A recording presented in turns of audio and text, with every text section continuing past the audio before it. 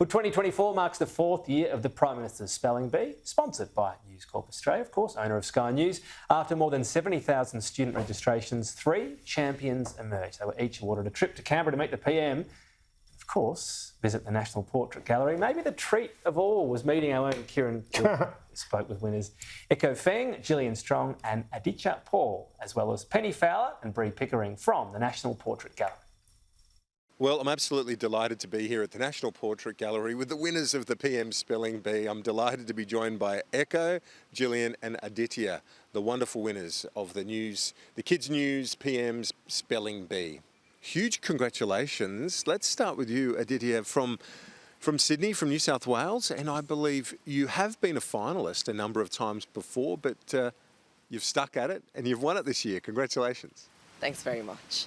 So yeah, that's right. I've done this bee I think 4 times now, and I've been a finalist in the competition a few times before, but this is, I suppose, the first time it's gone all the way. You've had a busy couple of months because today you get to meet the Prime Minister later today at Parliament, and you met the Queen Camilla, a few months ago. What happened there? How did you get to meet her?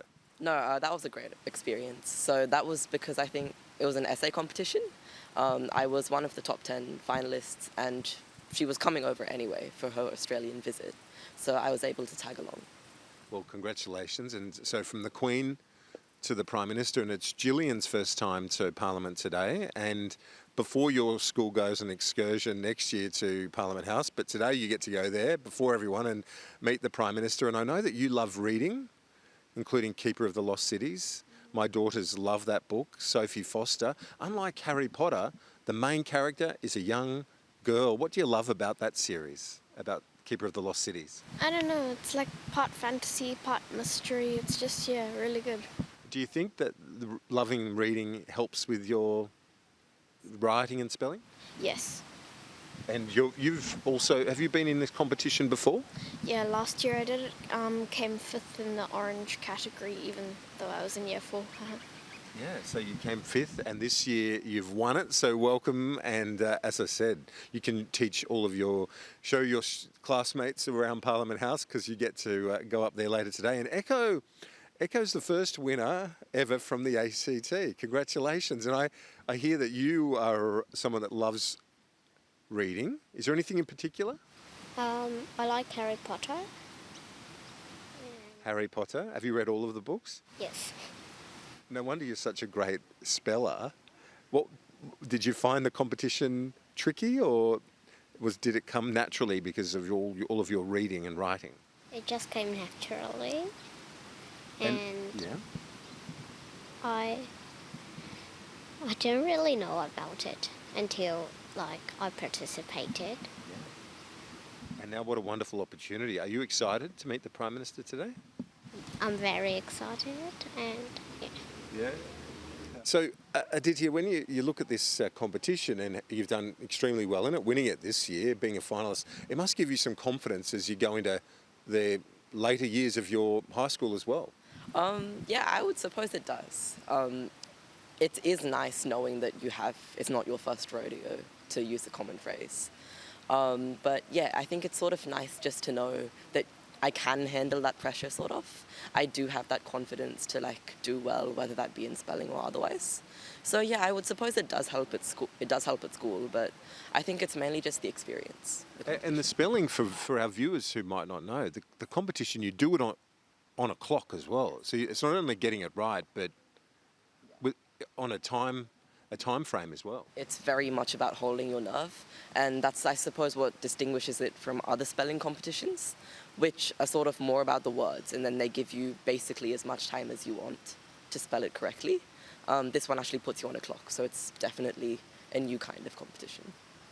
News Corp Community Ambassador, Chair of the National Portrait Gallery, Penny Fowler, great to see you. This has become a real tradition, hasn't it? The PM's Spelling Bee winners coming to Canberra. It has. It's fantastic. Here we are on a beautiful day in Canberra, Kieran, and we come to the Portrait Gallery in the morning.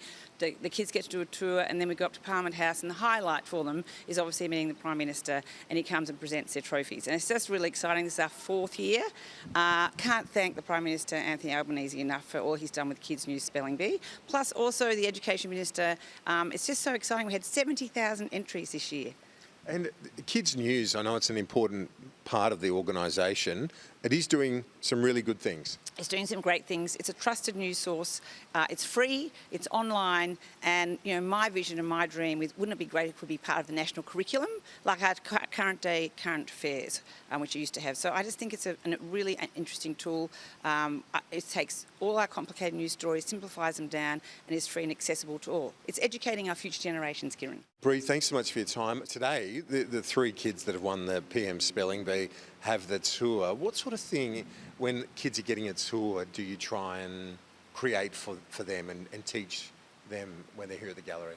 Yeah, so we really let them lead their own tour. We ask them, what's important to you? What are you seeing? Who's this person? Do you know who they are? Who could they be?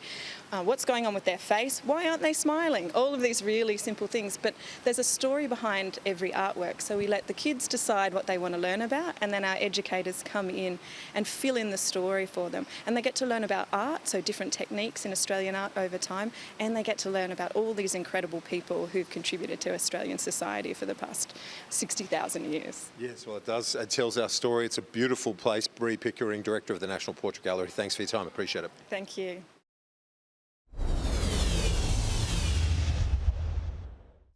Become a great tradition. The kids here coming to Canberra, the National Portrait Gallery, and do you think they realise, will they go home and pinch themselves one day? They got to chat to the big fella as well, Gilbert? Yeah, no, probably not. But they're lovely kids. And how about that line there? You got to realise that it's not your first. It's not your first rodeo. Some cracking lines. Lovely to meet the kids. It's my honour actually to meet them. They're wonderful. Yeah, no, it must be great. And every year, different batch, but clearly smart, ambitious, and yeah, it gives you hope for the future. Absolutely. Future leaders for sure. I reckon. Yeah.